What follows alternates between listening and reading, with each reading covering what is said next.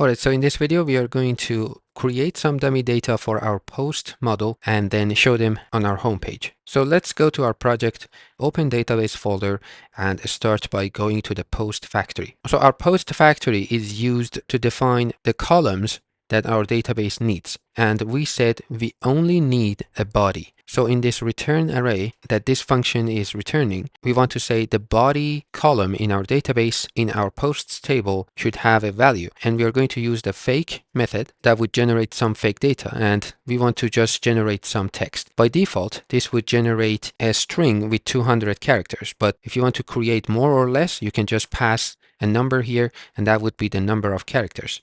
So that's all we have to do because we have only one column and we just want to fill that with some text. So next we want to go to our seeders folder and get rid of this post seeder. We don't actually need this. Then in our database seeder, we want to run our post factory. So you notice we have the default user factory. We don't need this. So let's delete that and use our post model and then call the factory method on it, which would take the number of instances we want to create. Let's say 30. And then we want to use the create method that would generate 30 records in our posts table. So now let's go to our terminal and run php artisan db:/seed. So this will seed our database. And if we open our database in the posts table, we have 30 records. All right, so that was the first step. And we now have some data in our database to show on our homepage. So we can close these two documents. We don't need them anymore. Next, we want to open our post controller. So this method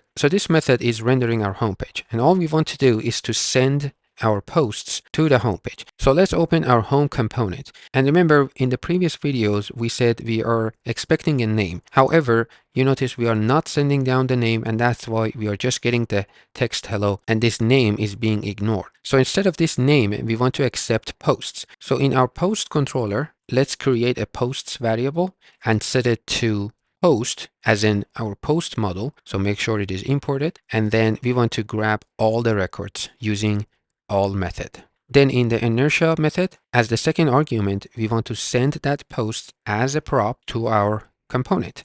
So I'm going to call it posts, and the value of that is going to be this posts. All right, so now let's go back to our home component and say we are expecting a posts, and I'm going to get rid of this link. Also, this name doesn't exist anymore. And first thing I want to do is to console.log posts. So let's see what we get. Back to our project, let's open console. If we reload our page, you notice we get 30 records, and that is from our database. So each object in this array is a record from our tables, and it has a body and an ID and two dates, one for created, one for updated. So we can use all this information to populate our homepage. So let's go back to our project, and again, we already covered in the React crash course how to render lists in a React component. So maybe under that h1, I'm going to create a div here and use the curly brackets. So we want to map our posts array using the map function and say for each post in that array, we want to create some markup. So I'm going to add some parentheses here, and let's create a div. And within that div, I will have a p tag that would contain the post body. And then on this div, I'm going to use the key attribute and set it to post ID. In React, when we are rendering lists, we need to provide a unique key for each element so that we don't get any error or warnings. Now let's see if this works. Back to our website, you can see all the texts are listed in our homepage. And right now we don't have any styles, so it doesn't look much. Let's style it a bit before we move on. So first on the div, which is the wrapper, I'm going to add some classes. So padding 4 and maybe some border at the bottom. So now we have a separator.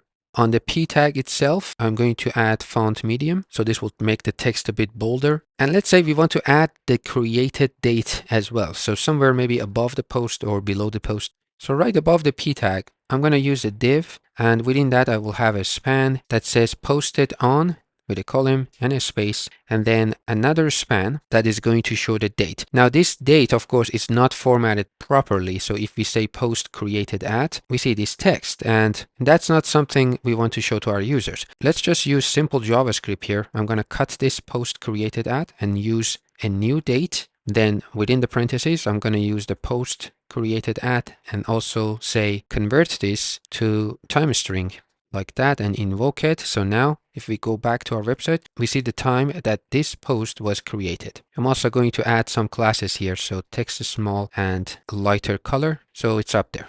But now you can see how easy it was to just send our database records to our front-end application, whatever that is. It could be React, it could be Vue.js, or any other front-end application. But because we are using Inertia, we don't have to worry about many things in our front-end application. Now, before we end this video, I want to add 2 more posts with a different date to see how we can get the latest posts first. So again, we covered this in the Laravel series, but let's open our database seeder one more time and create maybe 2 more posts. So this will create 2 posts with a new date. So back in our terminal, I'm just going to say db seed again.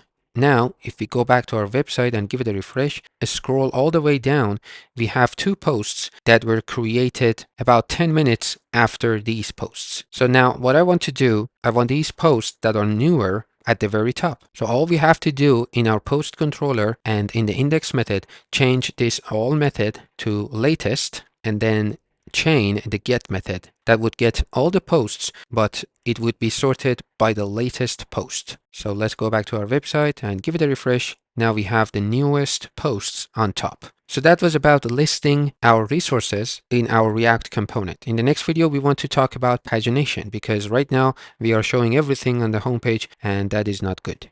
So let's talk about pagination in the next video.